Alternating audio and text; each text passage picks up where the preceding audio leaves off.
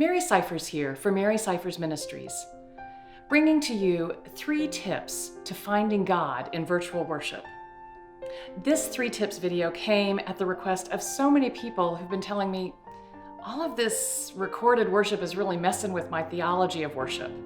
Pastors aren't sure if this is really worship, and I'm noticing that some people in the congregation aren't even tuning in because they're not certain, where can we find God in virtual worship? How do we experience the holy when we aren't in our traditional sacred spaces? Well, the first tip I would tell you is pray. Pray for the whole team. Preachers can be praying, worship leaders can be praying, musicians can be praying, but even more powerful, parishioners can be praying, friends and family. If you are praying for the people who are preparing worship, you are already putting God in the center of your virtual worship and bringing God back into this experience of worship, strange as it may feel.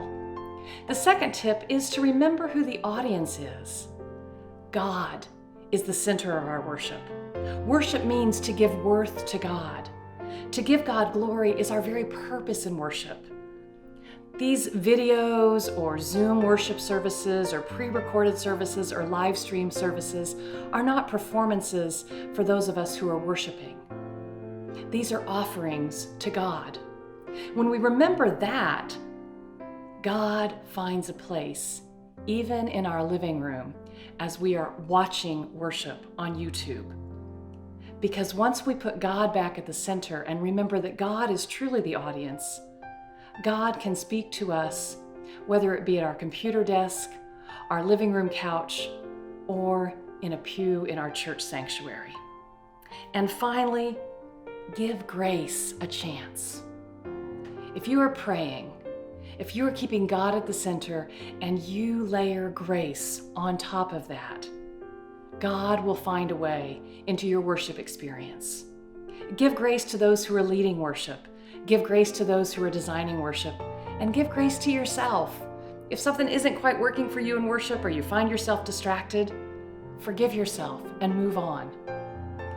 I was on a webinar early in November with a whole bunch of worship experts, but the one that captured our admiration and maybe even a little bit of envy was the one who said, "Oh, the best part of pandemic worship has been the way that the entire church has given those of us on staff grace upon grace." Give yourself grace upon grace. Give it to your church, give it to your leaders, and put God at the center and prayer undergirding it all. And God will be in your virtual worship. My prayers and thoughts are with all of you in hopes that you will find God in virtual worship, in sanctuary worship, and in the community that is still the church, even when we are distanced from one another.